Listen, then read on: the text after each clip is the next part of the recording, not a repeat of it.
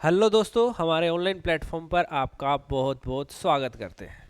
तो एवरेज की जो सीरीज चल रही है उसके नेक्स्ट क्वेश्चन करने की कोशिश करते हैं। हमारा नेक्स्ट क्वेश्चन है, कह रहा है कि the average of 27 numbers is zero, out of them how many may be greater than zero at the most. बिल्कुल सबसे पहले तो ना क्वेश्चन को समझने की कोशिश करनी है। मोस्ट ऑफ द स्टूडेंट्स को ये क्वेश्चन समझ ही नहीं आ रहा कि है क्या। कह रहा है 27 संख्याओं का औसत शून्य है, उनमें से अधिक कितनी संख्याएं शून्य से अधिक हो सकती हैं। मैं ना एक छोटा सा एग्जांपल लेता हूँ। इसने 27 संख्या ली है, मैं संख्या लेता हूँ सिर्फ 4। ठीक है, मैं कहता हूँ 4 संख्याओं का औसत शून्य है। ठीक है, तो उनमें से अधिक कितनी संख्याएं शून्य से अधिक हो सकती हैं। ठीक है, तो मैंने लिखा 4 संख्याएं हैं, ज्यादा से ज्यादा जीरो से बड़ी करनी है, ज्यादा से ज्यादा जीरो से बड़ी करनी है। संख्याएं ली 4, 1 2 3 4। जो आपको अच्छी लगती है इस दुनिया की 4 संख्याएं बोल दो, 3 संख्याएं बोल दो। इस दुनिया की जो भी तुम्हें अच्छी संख्याएं लगती हैं वो बोल दो।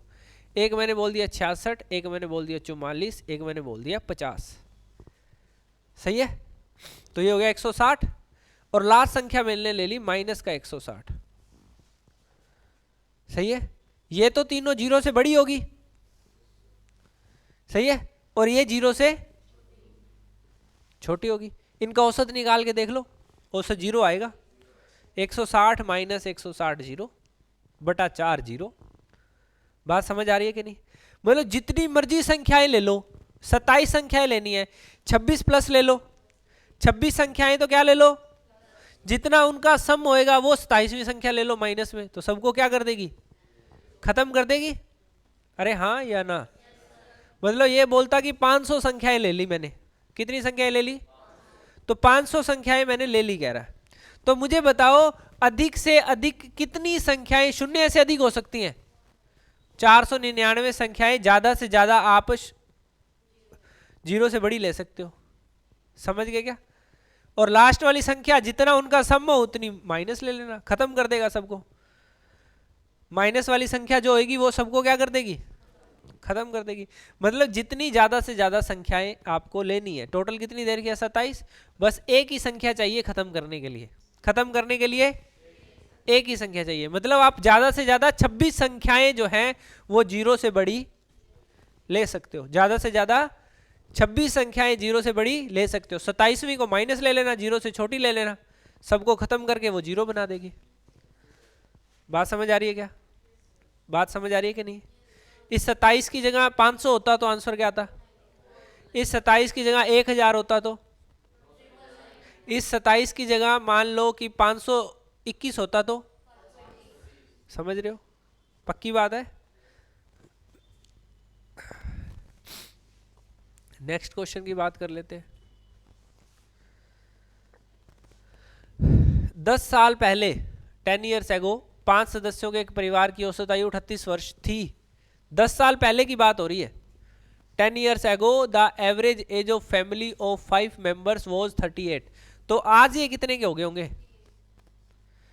48 पाँचे पता ही होगा तुम्हें। 48 का आधा करके जीरो लगा देते हैं। किसी संख्या को 5 से गुना करते हैं तो, है ना, 48 का आधा करके जीरो लगा देते हैं तो 240 हो गया। हमारे हिसाब से ये 5 मेंबर आज 240 के होने चाहिए। मानते हो या नहीं? हमारे हिसाब से ये 5 मेंबर आज 200 होने चाहिए या नहीं? श्योर है? अब दो नए सदस्य जुड़ते हैं जिनकी आयु का अंतर 8 साल का है। जिनकी आयु का अंतर कितना है? 8 साल का है। कह रहा है कि now 2 new members join whose age difference is 8 years if the present average age of the family is the same as it was 10 years। कहता है ऐसा होने पर यदि परिवार की वर्तमान औसत आयु वही है जो 10 साल पहले थी। 10 साल पहले 38 थी, तो हमारे हिसाब से 38 जो एवरेज है वो 7 मेंबर की है। 38 एवरेज कितने मेंबर की है? 210 और 56। 210 और 56 कितना हो गया? हमारे हिसाब से ये वाले 5 सदस्य 240 के हैं और ये वाले 7 सदस्य हैं। तो ये 26 कौन कौन से लोग हैं? कौन से दो? जो नए आए हैं वो 26 के बच के। अरे हाँ या ना? पुराने वालों का तो 240 फिक्स था। पुराने वाले का कितना फिक्स था? 240 फिक्स था। नए वालों का टोटल कितना हो गया? ये 26 एक्स्ट्रा कैसे आ गए? 2 नए बंदे भी आए हैं, 2 नए बंदे भी, इनका डिफरेंस तुम्हें पता है, इनका सम तुम्हें पता है, बचपन वाली इक्वेशन आ गई। इसके लिए तुम वो गाना भी गा सकते हो, बचपन का डैश डैश भूल मत जाना। नहीं समझ आया क्वेश्चन या गाना? सब समझ आता है तुम्हें। बी से बी कट गया, ए और ए 26 और 8, ए का मान, यदि ए 17 तो बी यंगर पूछा आपसे।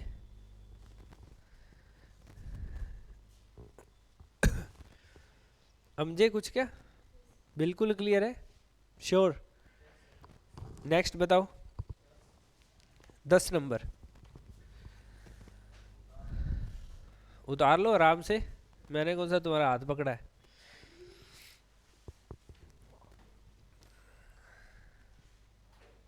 वो पंजाबी फिल्म में एक वो आता ना, वो कहता ਤੁਹਾਡੀ ਕੁੜੀ ਵਾਸਤੇ ਅਸੀਂ ਰਿਸ਼ਤਾ ਲੈ ਕੇ ਆਏ ਹਾਂ, ਕਹਿੰਦਾ ਸਾਡੀ ਕੁੜੀ ਅਜੇ ਪੜ੍ਹਦੀ ਪਈ ਹੈ, ਕਹਿੰਦਾ ਸਾਡਾ ਮੁੰਡਾ ਕਿਹੜਾ ਤੁਹਾਡੀ ਕੁੜੀ ਦੀ ਕਾਪੀਆਂ ਪਾੜ ਦੂਗਾ।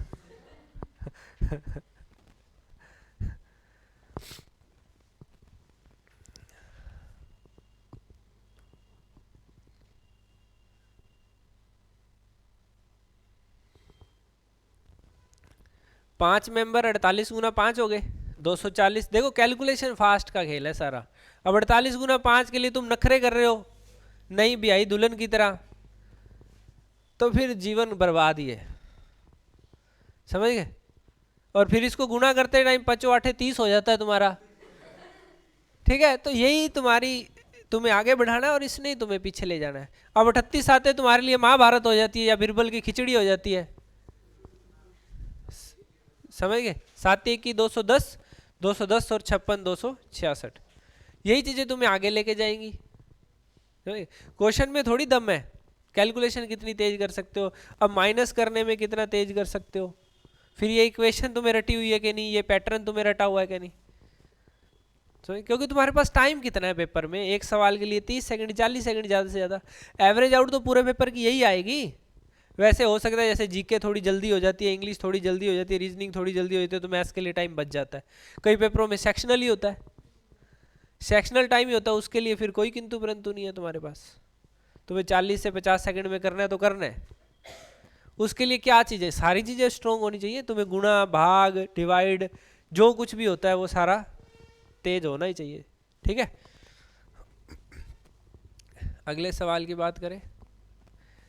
ये क्वेश्चन जो है बनाने वाले ने बहुत मेहनत की है, इसको एवरेज में डाल दिया, पर ये क्वेश्चन अलजेब्रा का माना जाएगा वैसे, ठीक है? पर तुम कुछ नहीं उखाड़ सकते उसका, यदि वो एवरेज में दे दे तुम्हें, तो समझ गए? तो वो कह रहा है कि एक संख्या और उसके व्युत्क्रम, एक average of A number and इस रेसिप्रोकल। रेसिप्रोकल पता है क्या होता है? मान लो x है तो इसका रेसिप्रोकल, इसे बोलते हैं किसी भी नंबर का रेसिप्रोकल या व्युत्क्रम, उसका उल्टा y का 1/y, z का, p का, n का, इन दोनों का औसत दे रखा है 4। औसत 4 का मतलब, औसत 4 का मतलब दो संख्याएं है ना, दो संख्याओं का औसत 4 है तो टोटल कितना होगा? सही है। उसके घन और उसके व्युत्क्रम का औसत बराबर बताना है। उसका घन ये होगा और उसका व्युत्क्रम, सही है। कभी भी तुम्हारे जीवन में x + 1/x की वैल्यू दे दे और x³ + 1/x³ की वैल्यू पूछी जाए, तो आप इसका क्यूब कर देना और इसी में से इसका 3 गुना घटा देना। 8 की क्यूब याद है किसी को? और 24, मुझे तो लगता आंसर ही नहीं आया। उसके घन और उसके व्युत्क्रम अच्छा औसत बतानी है, लास्ट में 2 से भाग भी करेंगे, ठीक है? 512 में से 24 घटाएं तो 488, औसत बताना है तो 200।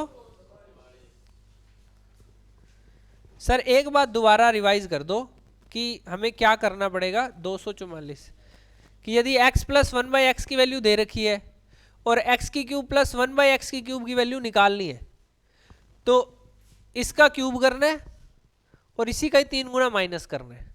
क्या कहना चाह रहा हूं कि मान लो x प्लस 1/x की वैल्यू 5 आ गई, सही है, और मुझे बताना है x की क्यूब प्लस 1/x की क्यूब। तो मैं क्या करूंगा, 5 का ही क्यूब करूंगा और 5 का ही 3 गुना करूंगा, ठीक है। एक बार और देख लो, मान लो मैं बोलूं कि आपको कि x प्लस 1/x की वैल्यू 6 है और x की क्यूब प्लस 1/x की क्यूब निकालनी है। तो क्या करोगे, इसी का ही क्यूब करोगे, इसी का 3 गुना माइनस करोगे, इसी का ही, ठीक है।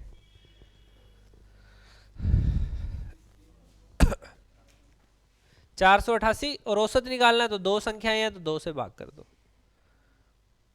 डन है।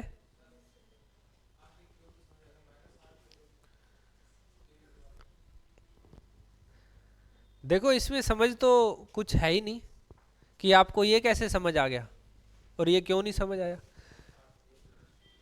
समझ। मैंने तो कहा कि ऐसा करना है, क्यों करना है ये तो बताया ही नहीं, क्यों करना है ये तो बताया नहीं, तो ये कैसे समझ आ सकता है, ये कैसे नहीं समझ आ सकता, ये तो कोई कहानी नहीं हुई। ये मन को समझा लिया कि ये क्यूब है तो इसका भी क्यूब कर देते हैं। मैंने कंसेप्ट तो बताया नहीं, रट्टा मरवाया है, जिससे 5 से 7 सेकंड में तुम्हारा सवाल हल हो जाए कि x प्लस 1/x की वैल्यू दे रखी हो और x की क्यूब प्लस 1/x की क्यूब की वैल्यू हमसे पूछी हो, तो उसका क्यूब करो और उसका ही 3 गुना माइनस कर दो, ठीक है। एवरेज निकालनी है तो अलग बात है, ठीक है, एवरेज निकालनी है तो 2 से भाग तो करना ही पड़ेगा, ठीक है।